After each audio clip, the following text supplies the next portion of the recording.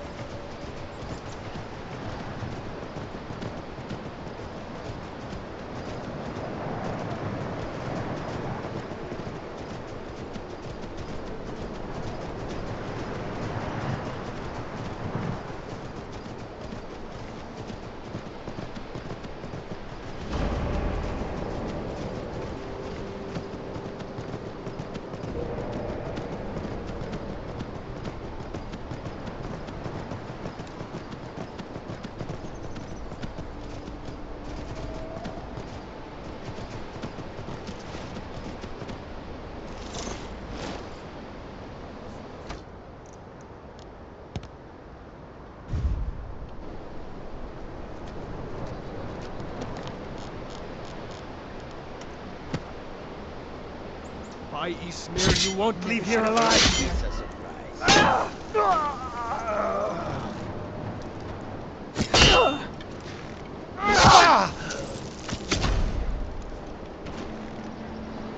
What you gonna do? Huh? What you gonna do?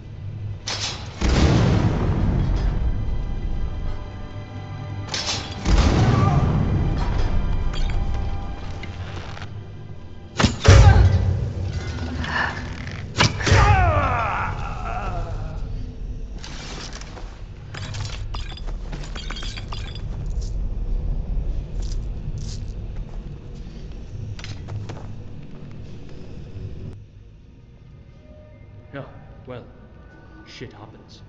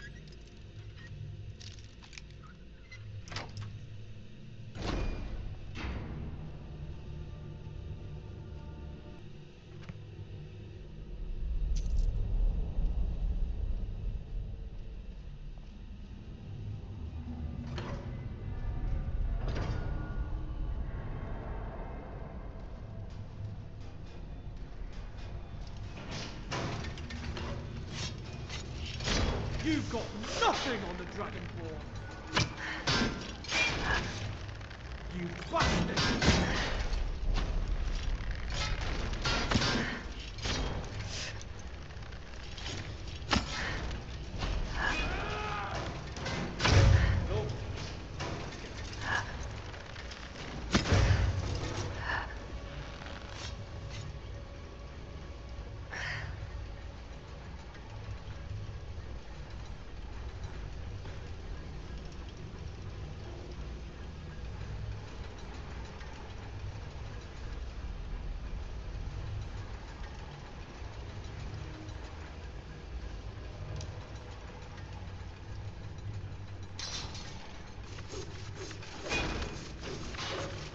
You'll die instead.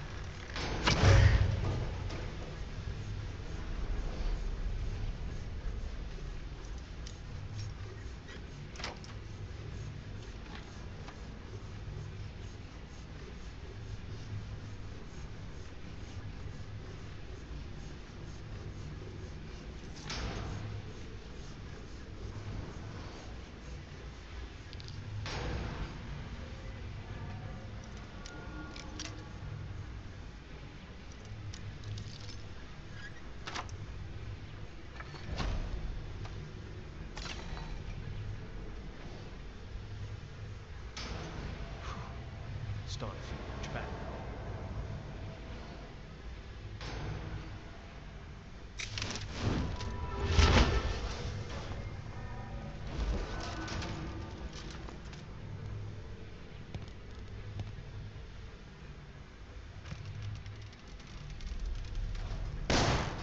Victory or Sovngarde!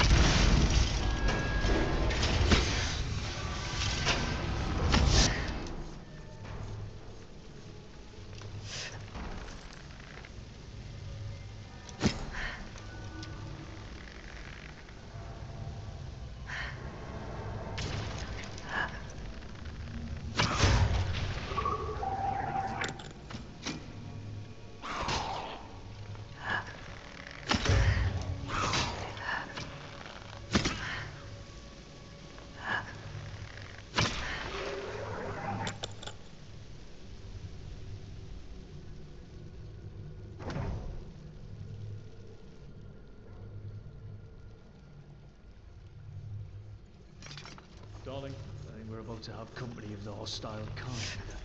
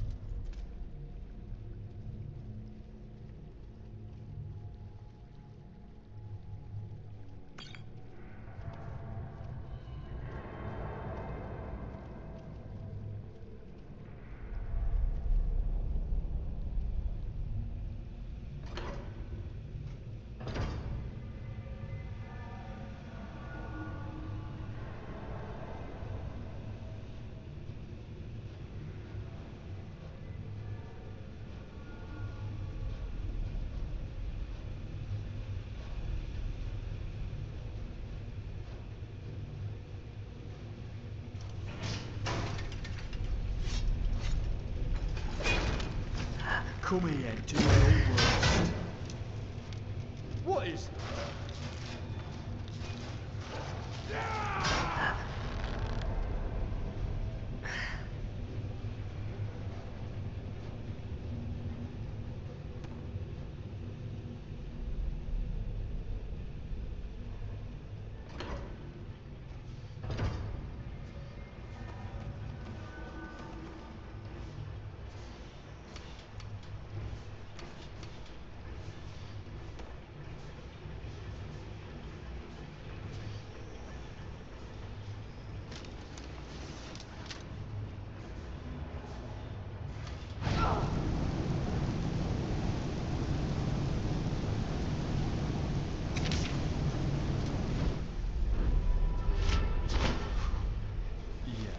Don't mind that.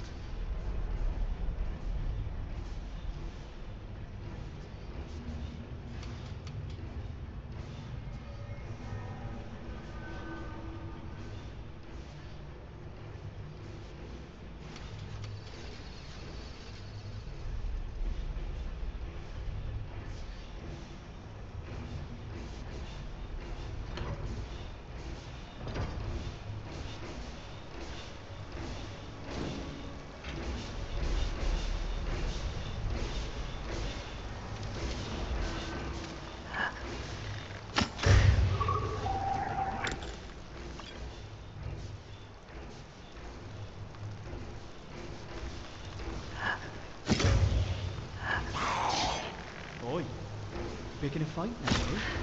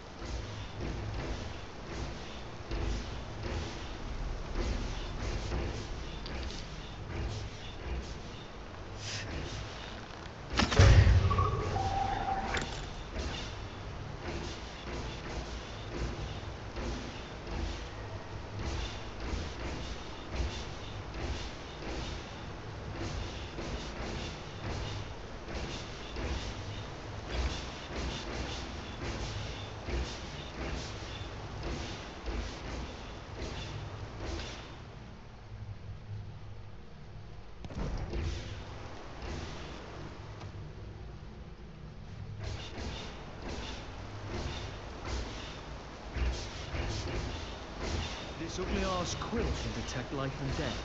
Oh, shit. All of it. Oh, well then, let's go test it.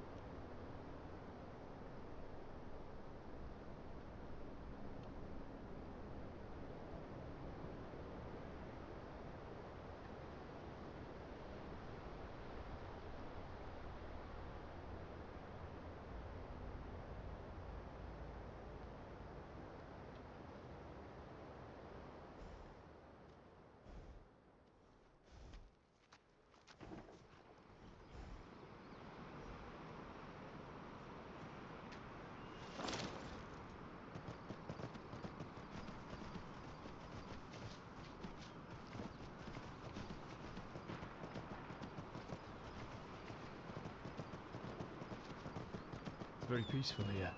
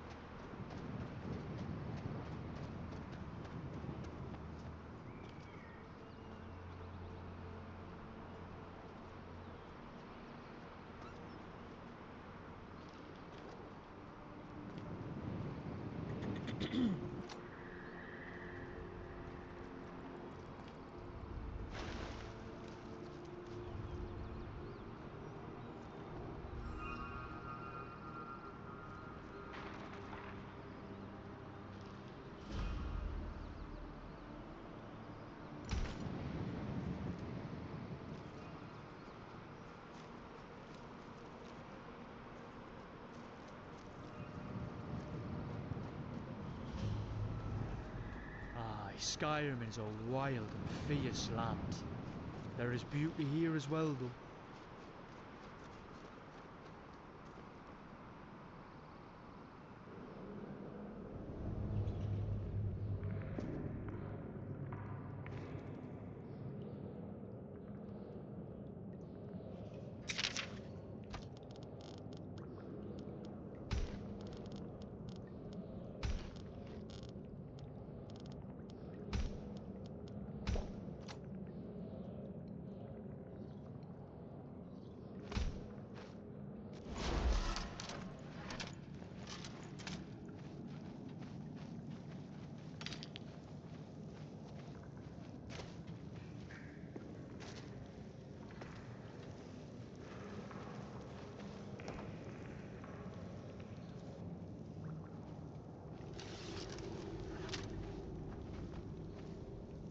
Dragonborn.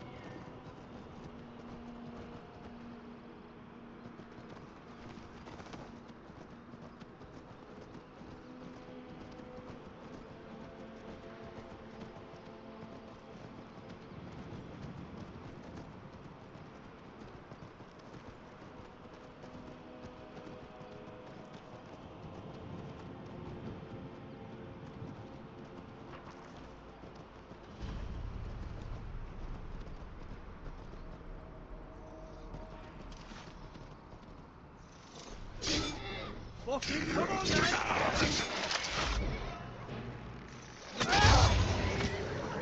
Hell yeah!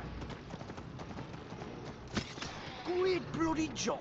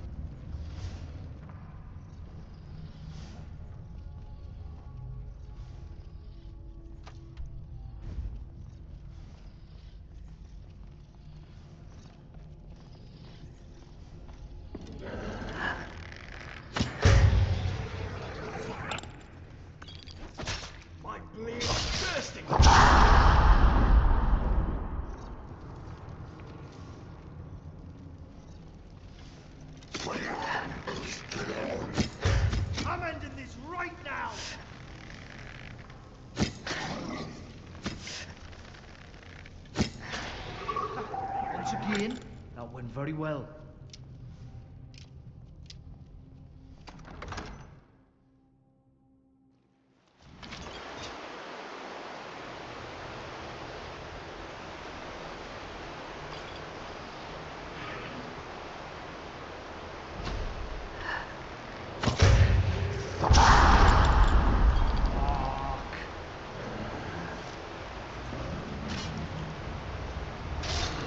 You're dead!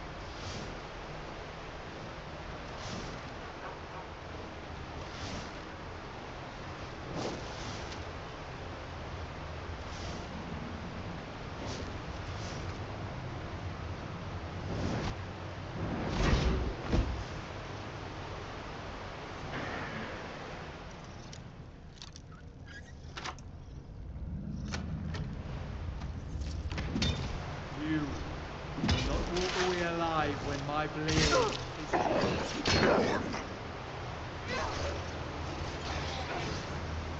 shit happens.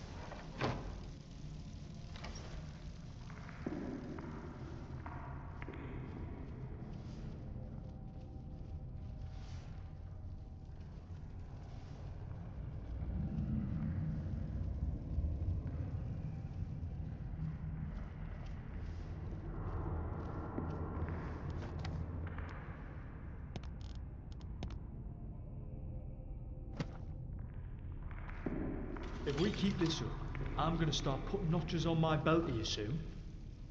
Oh, wait. I meant to mark my kills. Not just to mark my kills. That's it, yeah.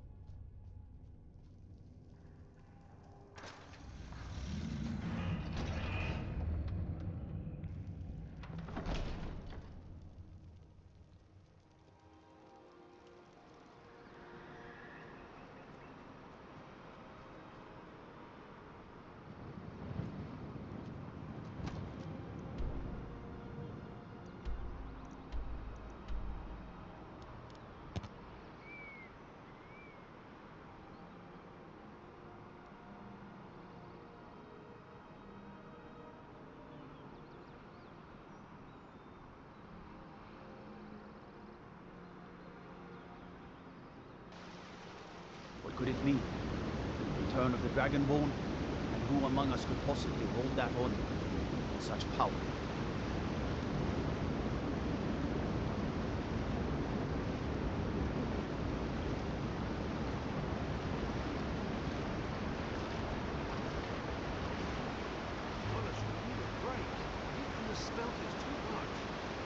Are you complaining? Or if you have strength, they don't like us talking to people when we work.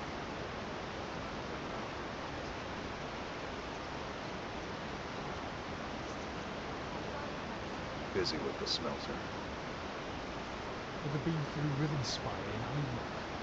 Not so different from Village. Got metal to shape. Yes, always welcome.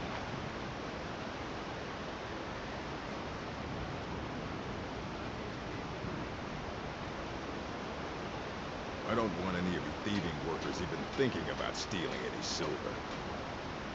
If I see you sneaking off with even one speck of silver, I'll break your leg and throw you into the river. Yes, Mulch. I oversee Markarth's smelter.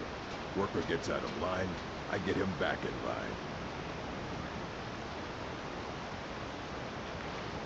Yeah.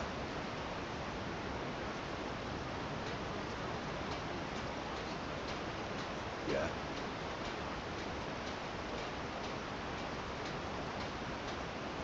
Yeah.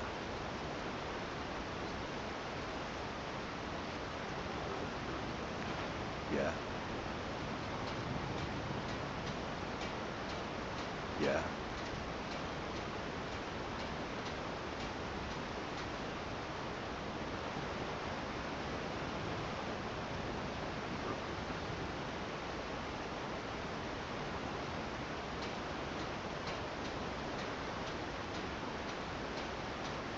They don't like us talking to people when we work.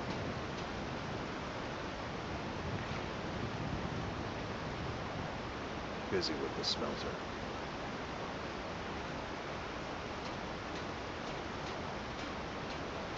Got metal to shape.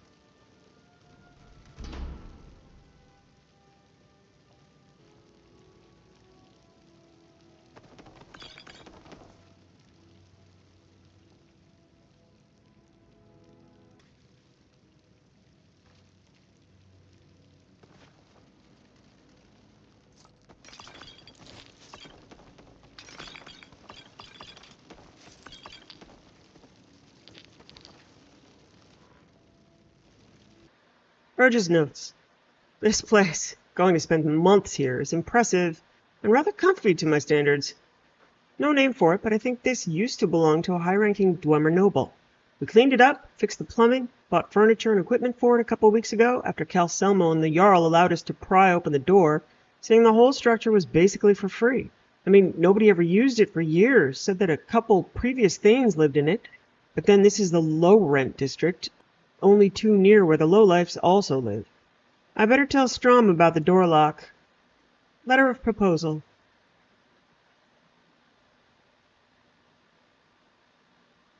Lucretia Tinneret, Associate Director, Office of Research and Sponsored Programs, The Arcane University, Imperial City, Province of Cyrodiil. Dear Madame Tintoretto, Master Calselmo of Markarth is highly supportive of the proposal prepared by our investigative group, the Arcane University, entitled Chuanzel Expedition and Investigation Regarding Dwemeri History Through Artifacts and Architecture. Master Calselmo will serve as principal investigator for the work to be done at Markarth, within and below the present Jarl's Keep. Attached is a description of the effort and resources that the Archaeology Department will commit to this project, along with a budget and budget justification as approved by the University Administration. The proposed budget period is between 2nd day of Morning Star through 2nd day of Mid-Year. Total budget for the Arcane University is 5,000 gold, which includes 2,500 gold in facilities and administration and direct costs. The Arcane University facilities an administration rate of 10% was negotiated with the university's archaeological department on the 23rd of Evening Star the previous year. The Arcane University's archaeology department is subject to and compliant with the requirements of Rule X11B. This letter also certifies that the archaeology department is not delinquent in any imperial debt, nor is the institution or any of its principals presently debarred, proposed for debarment, declared ineligible, or voluntarily excluded from covered transactions by an imperial ministry or agency. We are aware of the pertinent imperial regulations and policies, and are prepared to establish written agreements that will ensure compliance with all such policies. Sincerely, Strom Cocteau, Head of Investigative Group.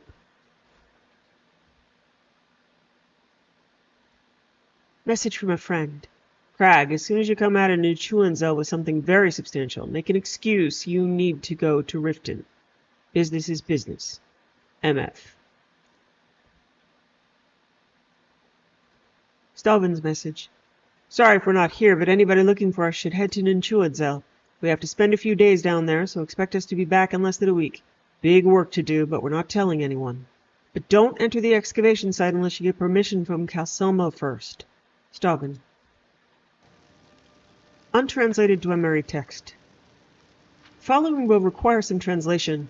I'll start as soon as we come back from Ninchuanzel. I believe that the text, if I skimmed it correctly, describes an ancient city, Crag.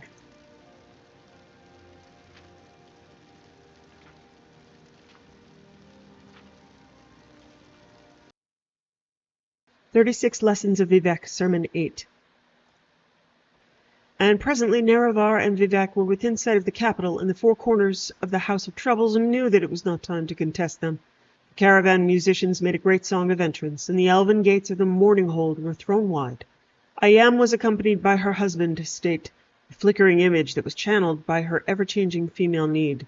Around her were the shouts, a guild now forgotten, who carried with them the whims of the people, for the Velothi then were still mostly good at heart. The shouts were the counsellors of Ayam in the country, though they sometimes quarrelled, and needed Set to ring them into usefulness. Ayam approached Nerevar, who was by now adorned in the flags of House Indoril. He gifted her with the simulacrum of the Nechimen's wife and the egg of Vivek inside. Ayam said to Nerevar, Set, who is Azura, has revealed that war has come, and that the Hortatar, who shall deliver us, will approach with a solution walking at his side. Nerevar said, I have travelled out of my way to warn you of the deceit of our enemies, the Dwemer, but I have learned much on the journey, and have changed my mind. This Nechimen's wife you see at my side is a sword and a symbol, and there is prophecy inside. It tells me that, like it, we must for a while be like he is, and, as a people, cloaked in our former enemies, and to use their machines without shame. I wish Vivek spoke aloud. Boethia, who is you, wore the skin of Trinimac to cleanse the faults of Veloth, my queen, and so it should be again. This is the walking way of the glorious. Set appeared out of a cloud of iron vapour, and his minions made of their blood a chair. They sat beside Ayam and looked on the rebirth of mastery. Vivek said to them, his triune, My rituals and ordeals and all the rhymes within use no other motive than the revelation of my skin. Ayam said, Ayam et seti avec. We are delivered and made whole. The diamond of the black hands is uncovered. Set said, Wherever so he treads, there is invisible scripture. To which the shouts were silent in sudden reading. Vivek then reached out from the egg, all his limbs and features merging with the simulacrum of his mother, gilded and blended in all the arts of the star-wounded East, under water and in fire and in metal and in ash, 6 times the wise, and he became the union of male and female, the magic hermaphrodite, the martial axiom, the sex death of language, and unique in all the middle world. He said, Let us now guide the hands of the Hortator in war and its aftermath, for we go different, and in thunder. This is our destiny. The ending of the words is Elmsivi.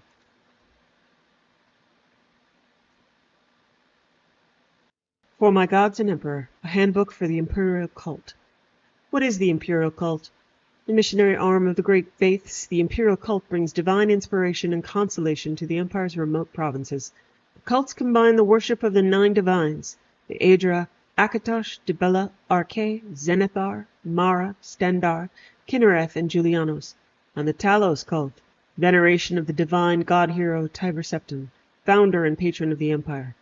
Imperial cult priests provide worship and services for all these gods at imperial shrines in settlements throughout Vardenfell. What is the virtuous life? Our doctrines are simple. We acknowledge the divinity of the 9 divines, Akatosh, Dibella, Arche, Zenithar, Mara, Stendar, Kinnereth, Julianos, and Tiber Septim. We preach the 9 virtues: humility, inspiration, piety, work, compassion, justice, ambition, learning, and civility. Our emperor is the defender of the faith, and the empire is the worldly working of the divine plan. We pledge aid and comfort to all citizens in need, and serve the empire and emperor at his will. The imperial cults look to the 9 divines as models for living a good and virtuous life. Each of the 9 represents different aspects of life and how it should be lived. But the simplest statement of our doctrines is, help and protect one another. The stronger one is, the wealthier one is, the more one bears responsibility for helping and protecting others. One's first duty, of course, is to one's fellow members of the imperial cult, but after that, one should help and protect any needy person. We also say, do not harm one another. It is forbidden to attack another person of the imperial cult, and of course, forbidden to kill another member. It is forbidden to steal from another member, whether by open theft or by covert pickpocketing. It is forbidden to trespass upon the private property of another member. Break any one of these rules and be expelled from the cult. How can I join the imperial cult? The imperial cult accepts all citizens of good character and to earnest faith. We ask only a one-time pledge of 50 drakes to aid us in our good works. Thereafter, the only cost of membership comes when you use our health, healing, and blessing shrines. Modest fees which help us spread the blessings of the 9s to those less fortunate than ourselves. Those who wish to join the imperial cult in Vardenfell will find a warm welcome from our cult greeters. Igfa at Fort Pelagiad, Zalora Ceruleus at Buckmouth Legion Fort, Somodus Vunus at Moonmouth Legion Fort, Ruchia Conochian in the Grand Council Chambers in Ebonheart, or Lalatia Varian in the Imperial Chapels at Ebonheart. What are the requirements for advancement in the imperial cult? Seekers who wish to advance in the service of the 9 must dedicate time and resources to serving the cult, and must strive for personal improvement in their attributes and skills. Only the most distinguished are worthy of advancement to the higher ranks of the imperial cults. To serve and glorify the 9 divines, the faithful must cultivate a noble personality and a strong will. Respect the magical arts, especially the colleges of restoration, mysticism, and conjuration. Those who swear to avoid bloodshed, to take the field unarmored, to fight only with blunt weapons are especially praiseworthy. Knowledge of enchantments and the gift of diplomatic speech are other qualities we value in our initiates. Imperial Cult Services. You can find Imperial Cult Services in Buckmouth Legion Fort, Moonmouth Legion Fort, Belegiad Legion Fort, Nisus Legion Fort, Wolverine Hall in Sadrith Mora, Vivag Foreign Quarter, and Imperial Chapels in Ebonheart. Seek training at Wolverine Hall, Buckmouth Fort, Moonmouth Fort, Ebonheart Imperial Chapels, Governor's Hall in Caldera, and Aldvalathi Outpost. Many Imperial Cult locations have healing altars. You may pray at Imperial Cult healing altars and receive blessings which cure common and blight diseases, cure poisons, and restore damaged attributes. Non-members pay 25 drakes. Newer members pay 10 drakes, while higher-ranking members receive blessings free. Healing altars are found in Vivek Foreign Quarter, Wolverine Hall in Sadrith Mora, Buckmouth Legion Fort, Moonmouth Legion Fort, Pelagiad Legion Fort, Nisus Legion Fort, and Imperial Chapels in Ebonheart. Opportunities for service. Lay healers gather ingredients for health and healing potions, minister to the sick and hurt in poor and isolated communities. It is difficult and sometimes dangerous work, but the spiritual rewards are great. Lay healers need only the skills of the prudent traveler, being often on the road and in the wilderness gathering herbs and potion components. They should avoid trouble where possible, and so need not be masters of the arts of war. Those interested should speak to Sinolian Tonifus at the Imperial Chapels in Ebonheart. Almoners gather alms from members and friends of the faith. We depend on donations to fund most of our good works. Almoners, who are successful in bringing in generous donations, may rise in the ranks of Imperial cult service. Almoners must travel in town and village, and should be skilled in persuasion and mercantile matters. Also, almoners with personal wealth are in a position to better serve the cult. Those interested should speak to Aius Triptor in the Imperial Chapels in Ebonheart. A shrine sergeant keeps order. A shrine sergeant helps keep order at the shrines, carries messages and packages, and sometimes escorts priests and lay servants on dangerous missions. This occasional service is ideal for bold, free-spirited adventures. Shrine sergeants are called upon to serve the Nine with weapon, armor, and spell. New shrine sergeants are given the easier tasks, but later, missions may demand higher levels of combat proficiency. Those interested should speak to Kay at the Imperial Chapels in Ragnvald. Oracle's quests are the most demanding of all the Imperial cult missions. Only members of the higher ranks are invited to assist the Oracle, and the challenges require the skills and courage found only in heroes of legend. How do the Imperial cults view the other factions of Vardenfell? The Imperial cults have a very close relationship with the Imperial legions, and a friendly and supportive relationship with the Imperial guilds, especially the Fighter and Mages guilds. We also have a friendly and supportive relationship with House Lalu, which strongly supports the Emperor and Imperial principles. Though we cannot condone the actions of the Thieves' Guild, we praise their faithful dedication to the Emperor and to Imperial culture. The Imperial cults have the greatest respect for the high moral principles of House Redoran and the Morag Tong, and honors their differences but noble conceptions of divine inspiration. We disapprove of the primitive heathen beliefs of the Ashlanders, and of the impious and inhumane practices of the Telvanni. The Imperial cult especially disapproves of the practice of slavery, and looks forward to the day when slavery is illegal in all Imperial provinces. Imperial cult also disapproves of the lawless and greedy Kimono Tong, and their ruthless exploitation of the poor and weak. Historically, our relationship with the Tribunal Temple is difficult and unfriendly. Though the Imperial cult acknowledges the lords and saints of the Temple pantheon as worthy inspirations, the Temple falsely insists that theirs is the one true faith, and that the Imperial cult worships false gods.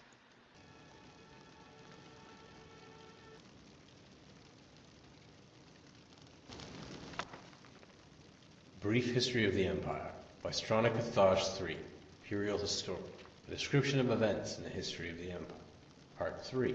The first volume of this series told in brief the story of the succession of the first 8 emperors of the Septim dynasty, from Tiber I to Kintira II. The second volume described the War of the Red Diamond and the 6 emperors that followed in its aftermath, from Uriel III to Cassinder I. At the end of that volume, it was described how the Emperor Cassinder's half-brother, Uriel IV, assumed the throne of the Empire of Tamriel. It will be recalled that Uriel IV was not a Septim by birth. His mother, though she reigned as empress for many years, was a Dark-Elf married to a true Septim Emperor, Pelagius III. Uriel's father was actually Cateria I's consort after Pelagius's death, a Breton nobleman named Galivere Lariant. Before taking the throne of Empire, Cassinder I had ruled the kingdom of Wayrest, but poor health had forced him to retire. Cassinder had no children, so he legally adopted his half-brother Uriel and abdicated the kingdom. 7 years later, Cassinder inherited the empire at the death of his mother. 3 years after that, Uriel once again found himself the recipient of Cassinder's inheritance. Uriel IV's reign was long and difficult. Despite being a legally adopted member of the Septim family, and despite the Lariat family's high position, indeed, they were distant cousins of the Septims, few of the Elder Council could be persuaded to accept him fully as a blood descendant of Tiber. The council had assumed much responsibility during Cateria I's long reign and Cassinder I's short one, and a strong-willed alien monarch like Uriel IV found it impossible to command their unswerving fealty. Time and again, the council and emperor were at odds, and time and again, the council won the battles. Since the days of Pelagius II, the Elder Council had consisted of the wealthiest men and women in the empire, and the power they wielded was conclusive. The council's last victory over Uriel IV was posthumous. Andorak, Uriel IV's son, was disinherited by vote of council, and a cousin more closely related to the original Septim line was proclaimed Sepphoris II in 3rd Era 247. For the first 9 years of Sepphoris II's reign, those loyal to Andorak battled the imperial forces. In an act that the sage Arentine called Tiber Septim's Heart Beating No More, the council granted Andorak the High Rock Kingdom of Shornhelm to end the war, and Andorak's descendants still rule there. By and large, Sepphoris II had foes that demanded more of his attention than Andorak. From out of a Cimmerian nightmare, in the words of Arentine, a man who called himself the Camoran Usurper led an army of Daedra and undead warriors on a rampage through Valenwood, conquering kingdom after kingdom. Few could resist his onslaughts, and as month turned to bloody month in the year 3rd Era 249, even fewer tried. Sepphoris II sent more and more mercenaries into Hammerfell to stop the usurper's northern march, but they were bribed or slaughtered and raised as undead. The story of the Camoran usurper deserves a book of its own. It is recommended that the reader find Paulo X. Ithre's The Fall of the Usurper for more detail. In short, however, the destruction of the forces of the usurper had little to do with the efforts of the emperor. The result was a great regional victory and an increase in hostility towards the seemingly inefficacious empire. Uriel V, Sepphoris II's son and successor, swiveled opinion back toward the latent power of the empire.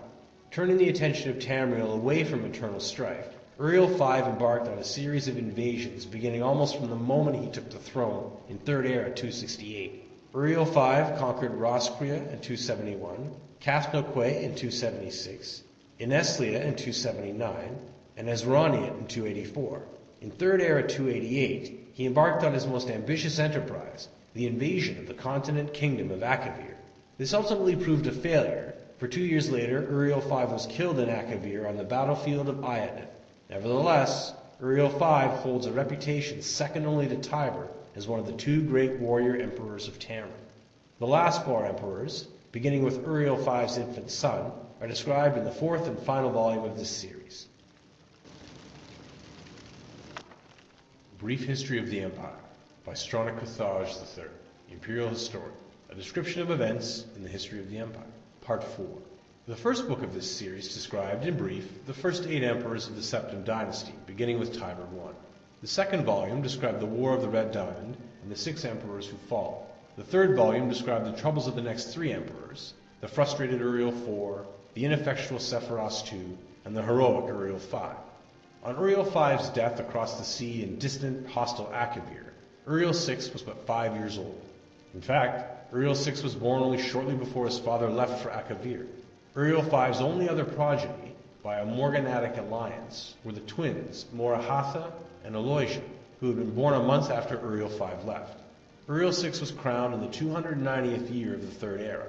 The imperial consort Thonica, as the boy's mother, was given a restricted regency until Uriel VI reached his majority. The Elder Council retained the real power, as they ever had since the days of Guitaria I. The Council so enjoyed its unlimited and unrestricted freedom to promulgate laws and generate profits that Uriel VI was not given full license to rule until 307, when he was already 22 years old. He had been slowly assuming positions of responsibility for years, but the Council and his mother, who enjoyed even her limited regency, were loath to hand over the reins. By the time he came to the throne, the mechanisms of government gave him little power except for that of the imperial veto. This power, however, he regularly and vigorously exercised. By 313, Uriel VI could boast with conviction that he truly did rule Tamriel. He utilized defunct spy networks and guard units to bully and coerce the difficult members of the Elder Council. His half-sister, Morahatha, was, not surprisingly, his staunchest ally, especially after her marriage to Baron Ulfe Gerson of Winterhold brought her considerable wealth and influence. As the sage Ugarid said, Uriel V conquered Esroniet, but Uriel VI conquered the Elder Council. When Uriel VI fell off a horse and could not be resuscitated by the finest imperial healers, his beloved sister Morahatha took up the imperial tiara. At 25 years of age, she had been described by admittedly self-serving diplomats as the most beautiful creature in all of Tamriel. She was certainly well-learned, vivacious, athletic, and a well-practiced politician. She brought the Archmagister of Skyrim to Imperial City, and created the second Imperial Battle Mage since the days of Tiber Septim. Morahatha finished the job her brother had begun, and made the Imperial Province a true government under the Empress, and later the Emperor. Outside the Imperial Province, however, the Empire had been slowly disintegrating. Open revolutions and civil wars had raged unchallenged since the days of her grandfather Sephiroth II. Carefully coordinating her counterattacks, Morahatha slowly claimed back her rebellious vassals, always avoiding overextending herself. Though Morahatha's military campaigns were remarkably successful, her deliberate pace often frustrated the council. One councilman, an Argonian who took the Colovian name of Thorocles Romas, furious at her refusal to send troops to his troubled Black Marsh, is commonly believed to have hired the assassins who claimed her life in Third Era 339. Romas was summarily tried and executed, though he protested his innocence to the last. Morahatha had no surviving children, and Eloisia had died of a fever 4 years before. Eloisia's 25-year-old son Pelagius was thus crowned Pelagius IV. Pelagius IV continued his aunt's work, slowly bringing back under his wing the radical and refractory kingdoms, duchies, and baronies of the empire. He exercised Morahatha's poise and circumspect pace in his endeavors, but alas, he did not attain her success. The kingdoms had been free of constraint for so long that even a benign imperial presence was considered odious. Nevertheless, when Pelagius died after a notably stable and prosperous 29-year reign, Tamriel was closer to unity than it had been since the days of Uriel I. Our current emperor, His Awesome and Terrible Majesty Uriel Septim VI, son of Pelagius IV, has the diligence of his great-aunt Morahatha, the political skill of his great-uncle Uriel VI, and the military prowess of his great-granduncle Uriel V. For 21 years he reigned and brought justice and order to Tamriel. In the year Third Era 389, however, his imperial battle mage, Jaeger Tharn, betrayed him. Uriel VII was imprisoned in a dimension of Tharn's creation, and Tharn used his sorcery of illusion to assume the Emperor's aspect. For the next 10 years, Tharn abused imperial privilege, but did not continue Uriel VII's schedule of reconquest. It is not yet entirely known what Tharn's goals and personal accomplishments were during the 10 years he masqueraded as his liege. In Third Era 399, an enigmatic champion defeated the battle mage in the dungeons of the Imperial Palace and freed Uriel VII from his other-dimensional jail. Since his emancipation, Uriel Septim VII has worked diligently to renew the battles that would reunite Tamriel. Tharn's interference broke the momentum, it is true, but years since then have proven that there is hope of the golden age of Tiber Septim's rule glorifying Tamriel once again.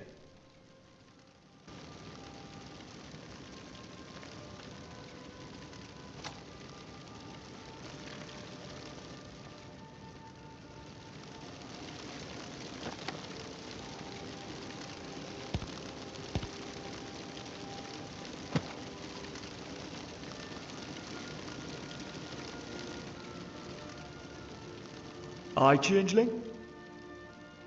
I love it when you smile, Kaiden. Probably a good thing, eh? Given I can't seem to help myself when I'm around you. Although I must admit your brooding glare has a certain appeal of its own. Oh, really? Well now, darling, if it keeps putting that look in your eye, I might just find myself suddenly forgetting how to smile. Then I suppose I'd have to think up all new ways to bring back your smile. Well, shit. In that case, I do believe I feel an extensive brooding coming on about now. Let's rest here. Aye, I won't argue there. What can I do for you? Any thoughts? Perhaps I should practice with an arming sword more. I'd like to at least match your skill in one-handed combat. Let's talk. My love. Kaiden, why do you keep staring at me? I've got no idea what you're talking about. Let's talk. Hey, sweetheart. Do you think about our first time? I think a lot of things of you. I guess that night the thought of you in my bed was impossible to ignore. All right then. Hey, you. Come on, time for some adventures. I love adventuring with you. This'll be great.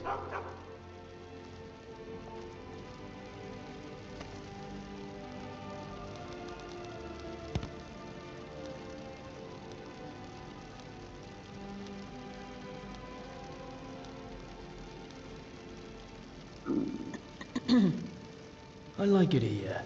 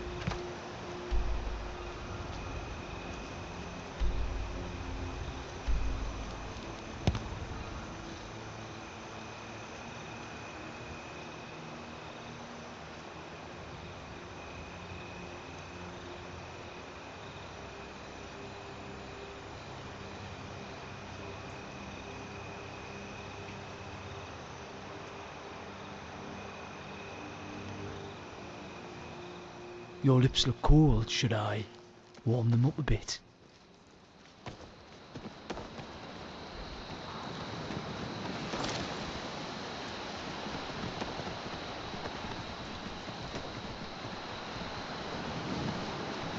I can see you shiver from here, love. Stay close. I'll keep you warm.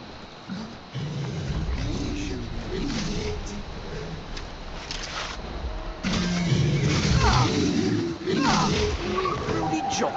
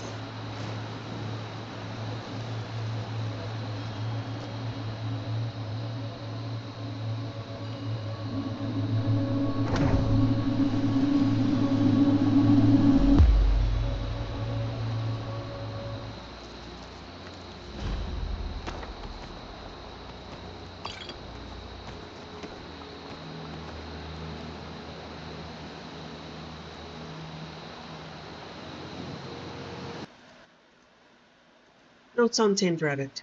14th of second seed. The rabbits here seem particularly adept at sniffing out potion ingredients.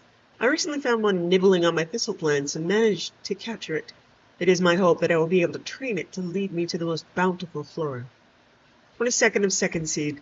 The rabbit, which I have decided to name Thistle in honor of the carefully cultivated plants it managed to destroy, is showing great promise. It has proven to be quite tame and even rather intelligent.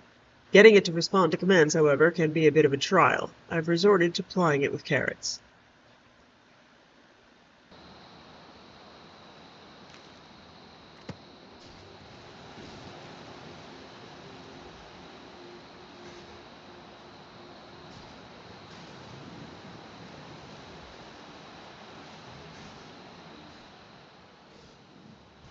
Hey there, Thistle. Want a treat?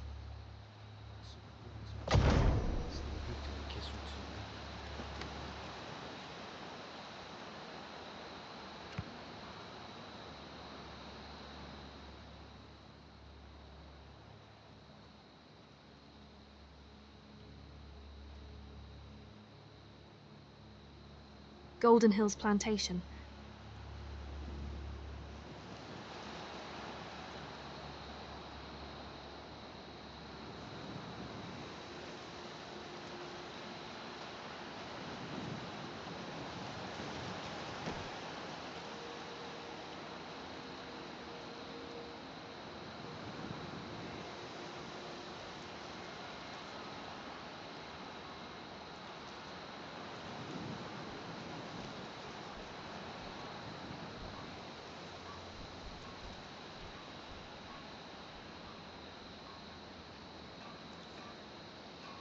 Imperial armor is damn heavy. It's not that bad.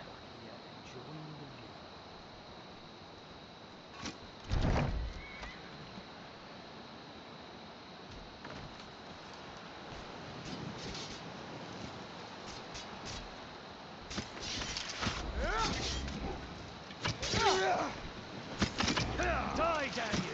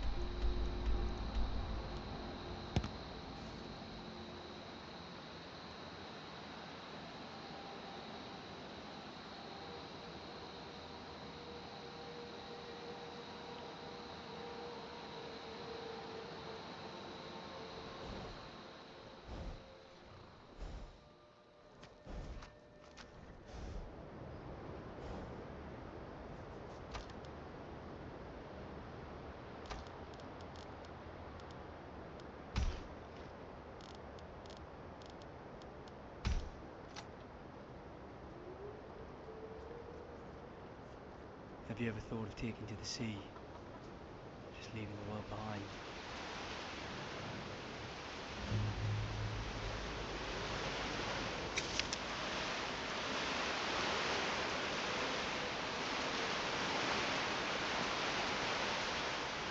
Everyone thinks I'm too young to be a ship's captain. I'm going to prove them wrong. I don't buy all that talk about ship captains having to be stern and strict. I want my crewmen to enjoy their work. You're the ship captain? By inheritance, as my men are fond of saying. Can't blame them. My mother ran the Sea Squall as strictly as she ran the house. I've been trying to find new areas of business, trying to win the sailors' respect, but I keep having problems. Take the last trade we did. Some fine-cut void salts from the College of Winterhold. Plenty of coin if you know who to sell it to. What happened to the salts? Sailors are what happened to them. They got drunk and ended up losing the merchandise in some cave. If you're not afraid of a little exploring, I'll pay good gold to get those salts. All right, then.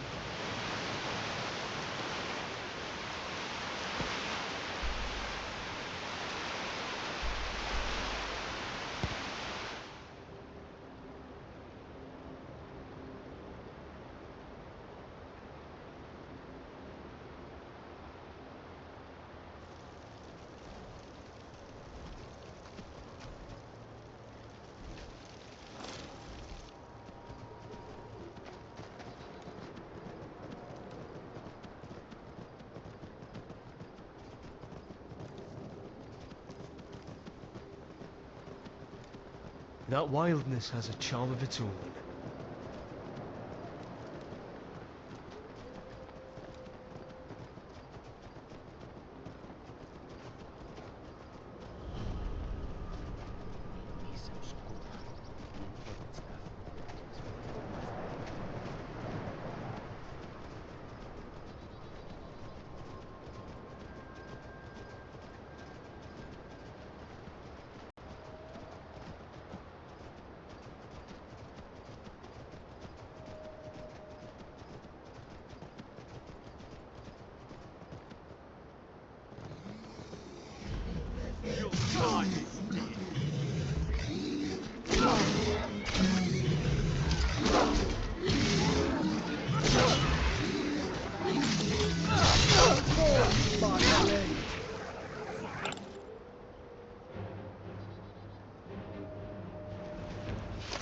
That cave could make good...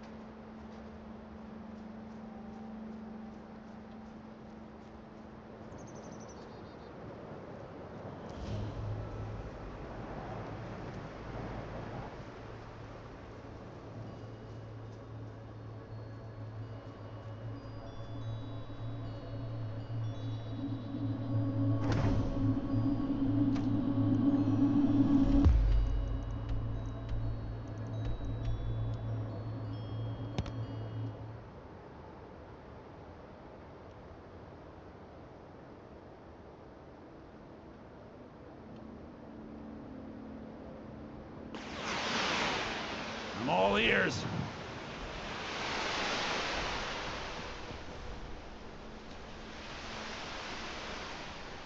I'm all ears. Everyone thinks I'm I don't buy all that talk about ship captains having to be stern and strict. I want my crewmen to enjoy their work. I have the fine-cut void salts. That's the first bit of good news I've had since I set sail a year ago. Here's your cut. I'd better get going.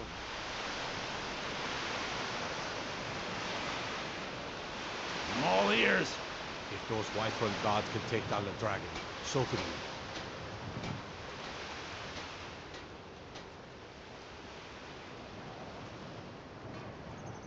There it is again. Staying safe, I hope?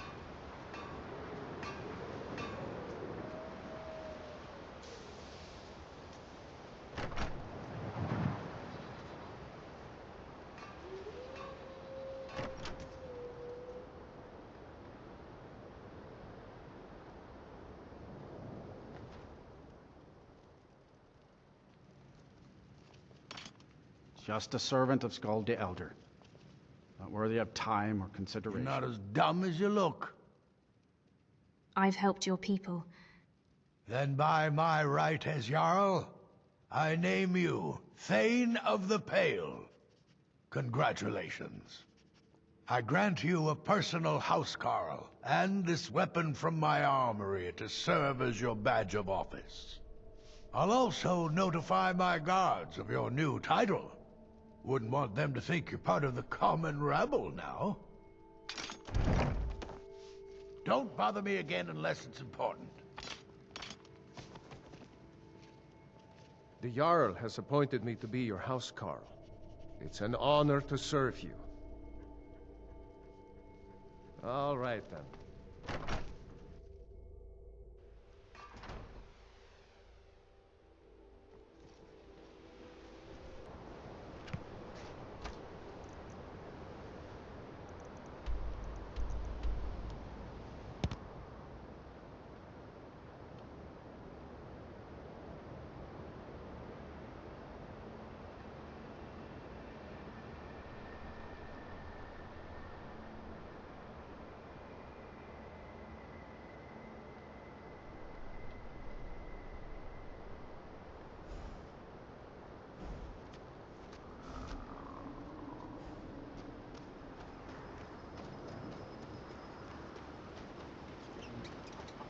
Please don't mind Yorick. He's not mad. Really, he's not. What's wrong with Yorick? My brother is sensitive. He has trouble focusing his attention on things. We were taking him to the Temple of Kinnereth in Whiterun, just so the healers could make sure he was in good health. And they say he's fine. Are you heading to Whiterun? Could you take this letter to the priestess, Danica Purespring? It's a note about Yorick's health. I'd be glad to help. Thank you. I'd better get going.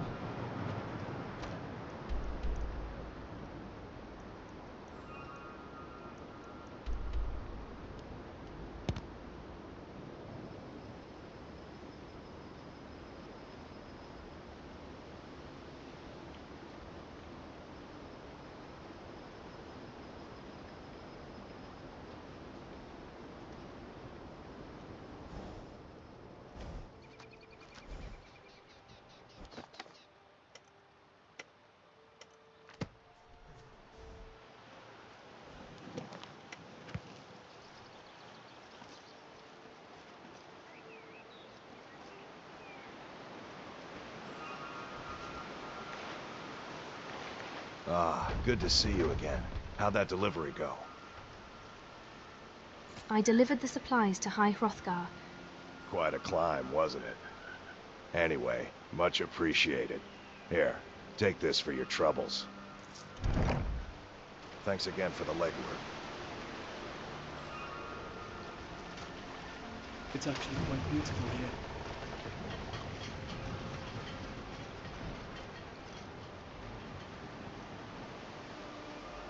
Good afternoon.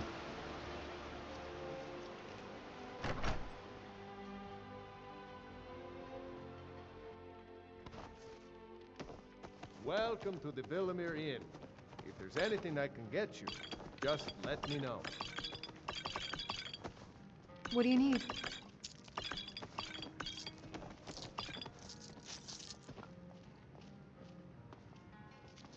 What could it mean? The return of the Dragonborn? And who among us could possibly hold that honor? And such power? Is it absolutely necessary? The for you to Greybeards bother have me right summoned now? the Dragonborn to High Hrothgar. Such a thing has not happened for hundreds of years.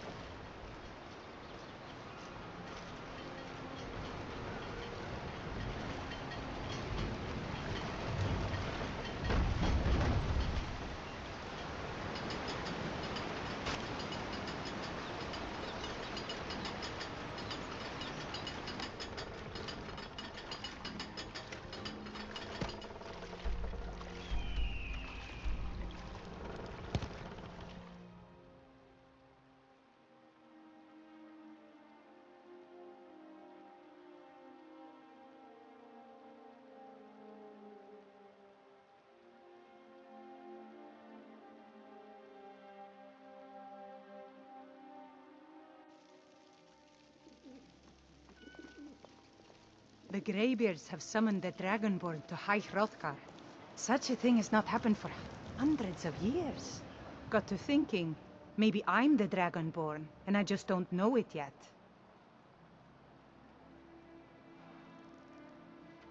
Yorick's sister? Poor child. Magic runs deep in that family's bloodline. It's not always a blessing. Thank you for this. Something for your trouble. I'd like training in restoration magic. I'll gladly share my knowledge with you.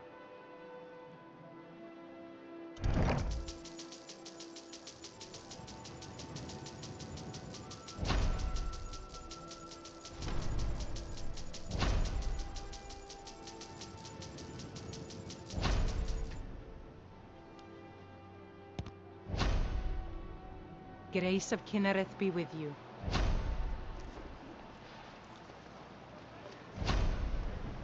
I work with my mother, sell fruits and vegetables. It's fun most days, but hard work. What is it, Elf?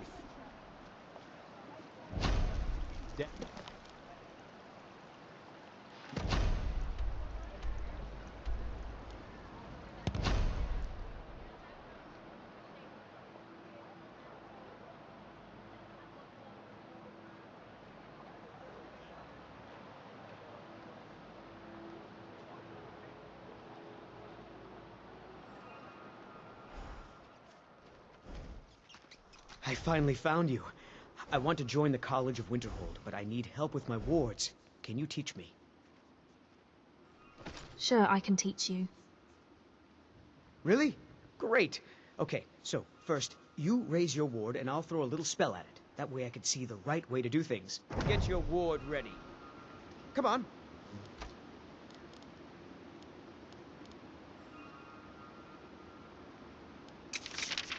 I don't want to hit you until you have your ward ready.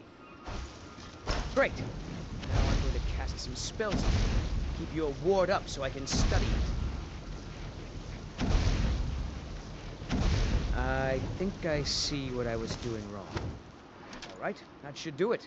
I think I'm ready to try the college again. Thanks!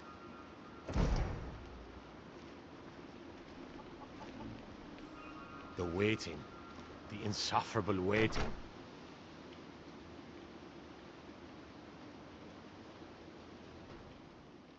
Can't wait to gut one of those rebels. Well, look at you. Tamriel is full of wisdom and magic, if one is willing to look for it. Few have their eyes open. I've helped your people. Then by my right as Jarl, I name you Thane of Hjalmarch. Congratulations! I grant you this weapon from my armory to serve as your badge of office. I'll also notify my guards of your new title. Wouldn't want them to think you're part of the common rabble now.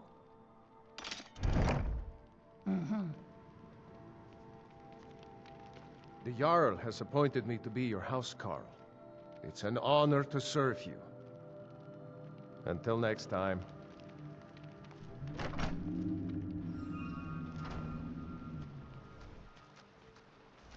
They say Ulfric Stormcloak murdered the High King with his voice, shouted him apart. I have a lot of respect for the Restoration School. Skyrim could use more healers.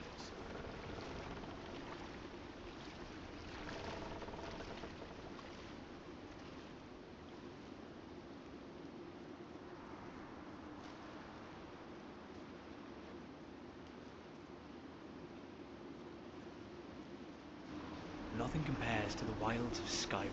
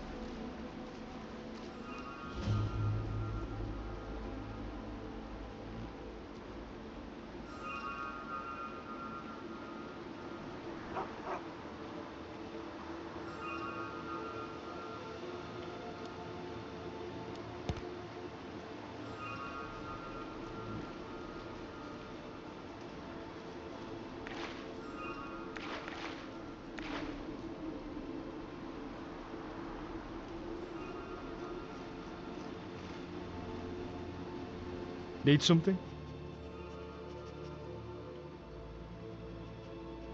About surviving out here. Aye? What about it? I'm exhausted.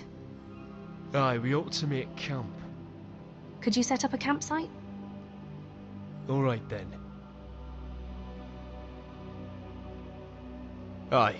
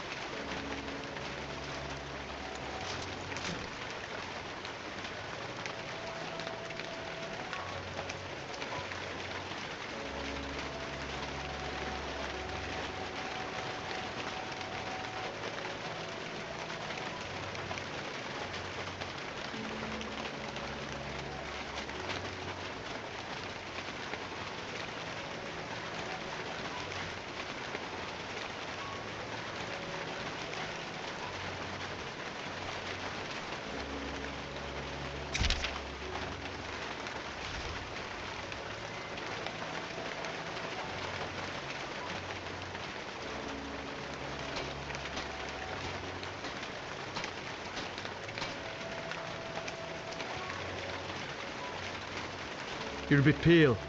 Need a drink? Come on, take a few sips for me, my love. Let's press on, I'll be okay. Alright, alright.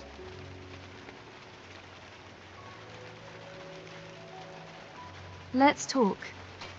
My love.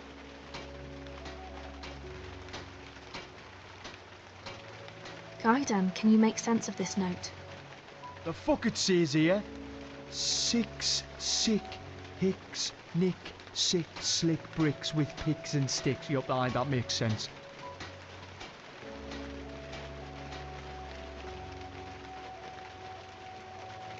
Don't even think about it. I have no idea what you're talking about. Don't think about what? I know that look. I also know just where you've been looking. Well, if you know where I've been looking, then you know I'm already thinking about it. Seriously? Haven't you ever heard the saying the right time and place? You should know better by now, love. Any time and place that I can have you in my arms will always be the right fucking time and place.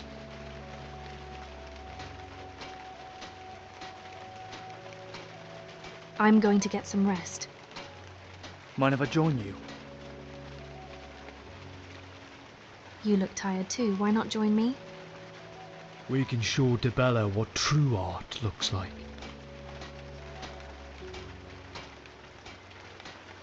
I wouldn't mind tasting those lips. Want to find out how the rest of me tastes?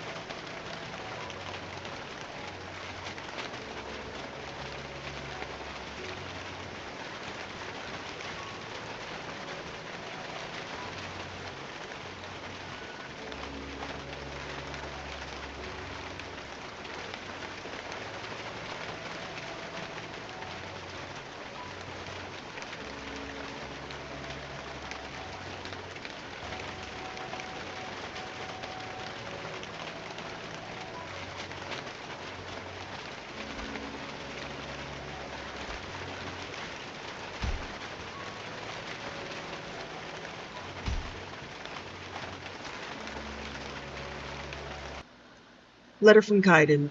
Midas, 12 Rain's Hand, 201. Lyria. It makes me smile when I see you wear that amulet I made. I know it's just a small thing and not fancy or anything, but I must admit, I like knowing you have something of mine. Something from me, I mean, seems only right after everything you've given me, and I don't just mean my life when you freed me from that prison. It's more than that, only I don't know how to put it into words. So I just wanted to say that seeing you wear it when there's so many other fancier things you can wear instead, well, that means a lot to me. more than I think you know. Just like you do. Kai. Letter from Kaiden, 17 Rain's Hand 201. Dear Lydia, I've tried to write this a dozen times now, but I keep needing to stop and think a bit about what exactly I want to say. It came as no real surprise to me that Jarl Egrod made you the Thane of Hjalmarch. She's a smart woman, and it was clear she understood the service you did for her people in hunting down and clearing out that nest of vampires.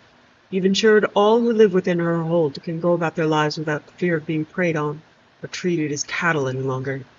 Only, you did more than that, didn't you? My mind keeps going back to that poor child, the little girl, Helgi. I can't help wondering what would have become of her spirit if you hadn't unraveled the mystery of her death and killed the fucking fanged bitches that caused it. Would she still be wandering around at night, lost and looking for someone to play with and feeling lonely without her mother? If you'd not freed her, would the last be doomed to keep haunting the ruins where she died in excruciating pain no child should ever fucking endure? And killed by one she trusted? I'm glad the Jarl felt compelled to recognize and thank you for what you've done. However, as far as I'm concerned, you did more than serve a town or its people, more than protected a Jarl's holdings. You freed the soul of an innocent lass and reunited her with her mother.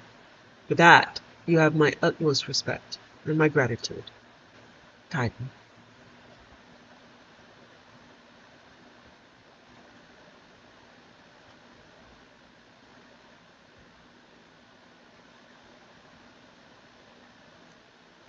Grasping Fortune. By the hand of Sergio Hlalu Dram Baron. I'm a counselor of House Hlalu, and choose to write this short guide for those who seek to understand us or join us. House Hlalu is the most open and modern of the great houses. We are the only great house who has embraced the irresistible tides of imperial law and custom, and thus we have profited by the Empire's new policies, rising from obscurity as the greatest of the houses. In the great wind of progress, tradition cannot stand. The Redoran may surpass us on the field of battle, but when the dust clears, they will find themselves indebted to us. The Telvanni may know many arcane secrets, but they fight amongst themselves more than against each other, and they cannot adapt to the ways of the Empire. Ancient and powerful though a Telvanni wizard may be, no individual can withstand the march of history. The Indoril are loved by the people for their gifts and donations. But when the money runs dry, will the people remember? The Dres know how to make money, but they have not learned how not to make enemies. Grasp fortune by the forelocks. When you see your chances, seize them. When you see a chance to turn a profit, take it, but do not follow money blindly. There is value in reputation, more than many young Hlalu realize. This value must be carefully balanced against the more tangible coins in any deal. Theft and murder are bad for business. You can steal from someone. What will he trade with you after that? You can't bargain with a dead man. There are many ways to do business. In House Hlalu, you must be fast and agile. You must be able to keep up with business and with the times. You must be able to speak quickly and convincingly. You must be able to trade with the best of merchants and make a profit. You must learn to protect your own property by securing it with hidden chests, locks, and even traps. And when confrontation is unavoidable, it is best to fight quickly in comfortable, light armors with short blades, or to fight from a distance with a marksman's weapons. Then, reader, would you seize this opportunity to join House Hlalu? Would you have yourself be counted among the victors in the race for success? Then submit yourself for examination at the Balmora Council Manor. If you have the skills, you will be welcome. And if you have the will, you may serve House Hlalu and advance in the ranks. For above all things, House Hlalu prizes initiative and ambition.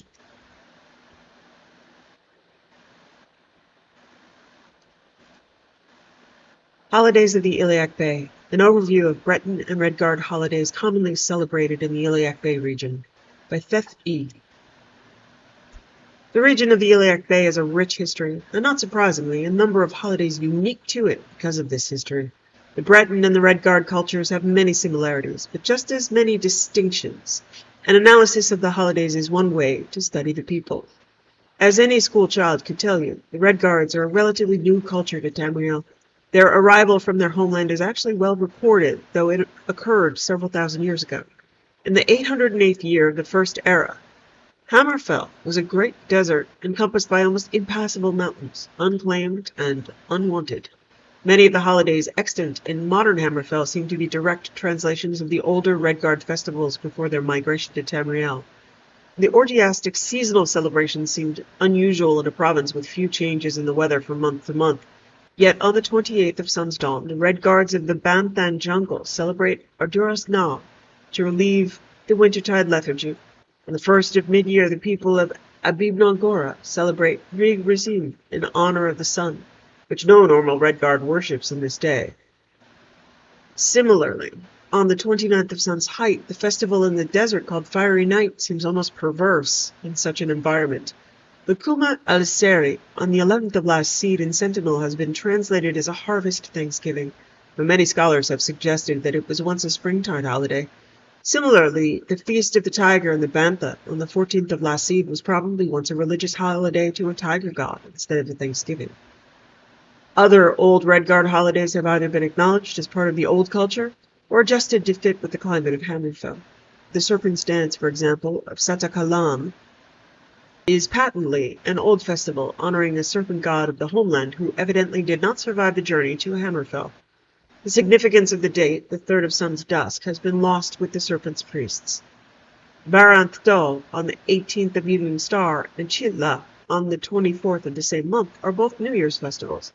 Most likely, they've been moved from their original dates to correspond with the motion of the year defined in Tamriel. The Bretons have been in Tamriel since before recorded history. Their holidays have remained almost unchanged since primitive times, though new holidays have been created to replace those which have lost popularity. The oldest holidays still observed in High Rock must include Waking Day on the 18th of Morning Star, when the people of the Yorth Burrowland wake the spirits of nature after the winter, very nearly in the tradition of their more reverential ancestors. Flower Day, held on the 25th of First Seed in the smaller villages of High Rock, is most likely just as old or older. The old cult of the flower is also remembered as Guardtide and Tamarillan Point on the 1st of Rain's Hand. Daggerfall's Day of the Dead on the 13th of Rain's Hand suggests the ancestor worship that marked the Breton religion of antiquity. Finally, the ancient goddess of the moons, Secunda, is remembered on the Moon Festival in Glenumber Moors on the 8th of Sun's Dusk, just as the nights begin to grow longer. The more recently created holidays of High Rock are those like Tibidetha, Tiber's Day, celebrated every 24th of mid-year in honor of Alcair's most famous son, Tiber Septim. Likewise, Othrachtide on the 5th of Sun's Dawn is held in honor of the first and most illustrious Baron of Dwinin. In quite extreme contrast, Meruch's Day in the 9th of the second seed is a solemn holiday, immortalizing the lessons of the equally solemn first era prophet Meruch. My favorite of the modern Breton festivals has to be Mad Pelagius, held in mock honor of the most eccentric of the Septim emperors. Pelagius was, after all, a prince of Wayrest before he became king of Solitude, and then emperor of Tamriel. The Bretons like to boast that it was his time in High Rock that drove him mad.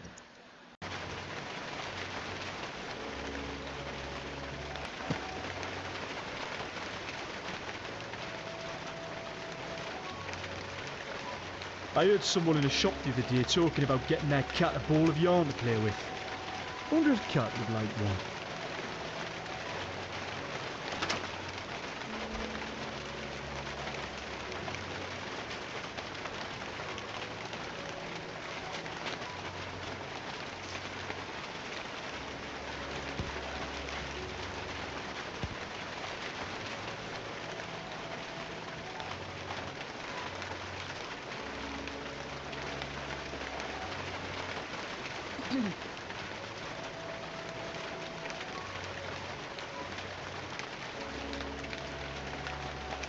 This is